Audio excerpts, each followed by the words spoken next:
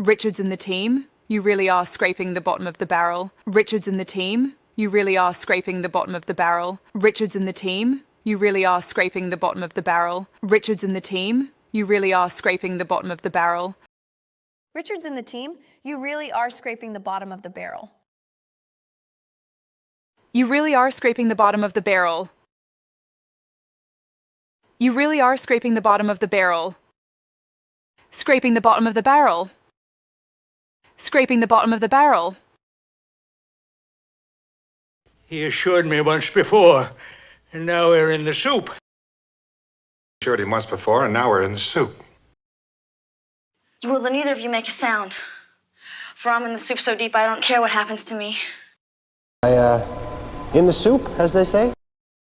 I should have realized I was in the soup when I heard him speaking to the barmaid. He was so impolite. I should have realized I was in the soup when I heard him speaking to the barmaid. He was so impolite. I should have realized I was in the soup when I heard him speaking to the barmaid. He was so impolite. I should have realized I was in the soup when I heard him speaking to the barmaid. He was so impolite. I should have realized I was in the soup when I heard him speaking to the barmaid. Pearls before swine. Wasted. Pearls before swine. Pearls before swine. Anything you say, Harry. As long as we get the hell out of here. Pearls before swine. Pearls before swine. Pearls before swine. The structure of the story isn't strong, and his experiments with prose style are tedious. In fact, Truman Capote said about On the Road, that isn't writing, it's typing. Pearls before swine. What the hell does that mean? Donation cancelled. Pearls before swine. I should have. Precocious monster! Bossy bullfrog! Spoiled brat! Loudmouth! Oh! Well, that will be quite enough, thank you. Cast not pearls before swine, I always say, and that includes impudent piglets. Good day. You impertinent little... Martin! Auntie Shrew, what's going on? You pussycats are pearls before the swine of Riverdale. You pussycats are pearls before the swine of Riverdale. You pussycats are pearls before the swine of Riverdale. You all have to come to the party I'm hosting tonight. In your honor. That sounds like sour grapes. Very unbecoming. We'll just say it's sour grapes over her being fired. Hey, sour grapes, this man. Guys. A sweet soul. Adrift in a sea of sour grapes. You just want to be left to your sour grapes then, huh? Tell you what I think? Sour grapes. I'm sorry, but that's the way I feel. That's just BS. And it stinks of sour grapes, too. And? Yes, I think we're up to scratch. Boys, I've sent them off to training camp, bring them up to scratch. Had you brought here to inform you that you aren't up to scratch, Woods? Seems our Secret Service is up to scratch. It's up to scratch. Mom! I'm sorry my pronunciation is not up to scratch. I asked him what he drove. He said he didn't. Sounds like sour grapes to me. I asked him what he drove. He said he didn't. Sounds like sour grapes to me. I asked him what he drove. He said he didn't. Sounds like sour grapes to me. We was young and full of beans. If we're full of beans on top of the world. I was young and full of beans back then. You're full of beans and so's your old man. Oh, Friendly, full of beans, but a bit weird. And I'm just full of beans. How's Dad? He's fine. He's full of beans. You want?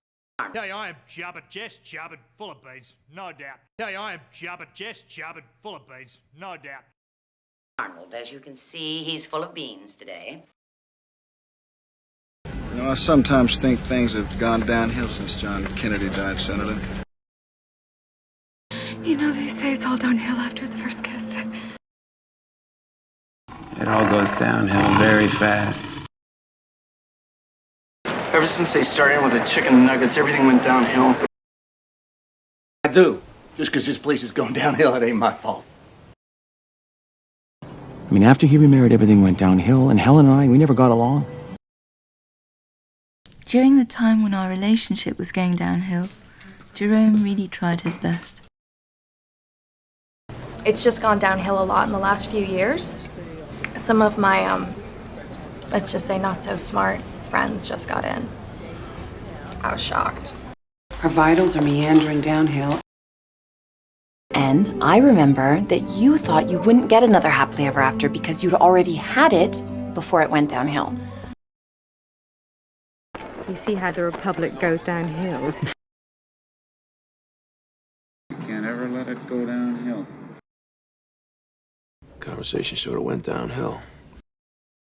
Go downhill. Go downhill. Go downhill. You're a shadow of your former self. Your mighty archer, barely a shadow of your former self. 700 years after he left, dilithium supplies dried up. The Federation how or why it happened. But in an instant, all dilithium went inert. The Federation as we know it disappeared overnight. It's now just a shadow of its former self. It's now just a shadow of its former self. The Federation as we know it disappeared overnight. It's now just a shadow of its former self. I have recovered. That's not what I hear. I hear you're a shadow of your former self. I have recovered. That's not what I hear. I hear you're a shadow of your former self. Careful, Anthony. Too much excitement is not good for one so soon after an operation. Spoken by a man who, only 2 months ago, was effectively dead. Which makes two of us. I have recovered. That's not what I hear. I hear you're a shadow of your former self. That when you walk, the pills rattle around inside of you. I am head of IIA. Just wanted to stop by to get a chance to meet the Sterling Archer. I was delighted to learn you were not dead, but rather alive as a mere shadow of your former self. Your people need you. My people. You're nothing but shadows of your former selves. You're nothing but shadows of your former selves. Look how far you have fallen.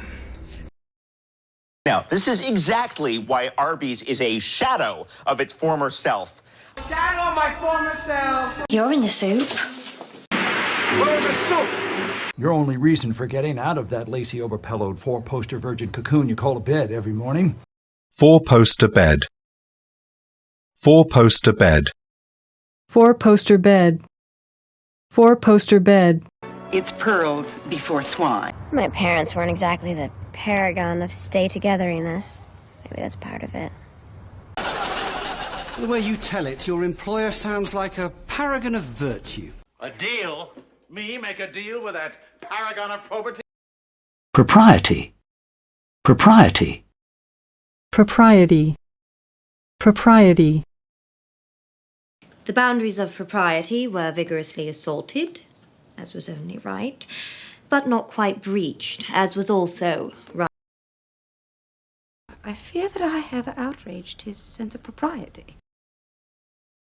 But I think when Pennington stole her baby, she lost her sense of propriety. Sir. It was the lack of propriety shown by your mother, your 3 younger sisters, even on occasion your father. When you managed to find this paragon of virtue... Yes, you are a paragon of mental health.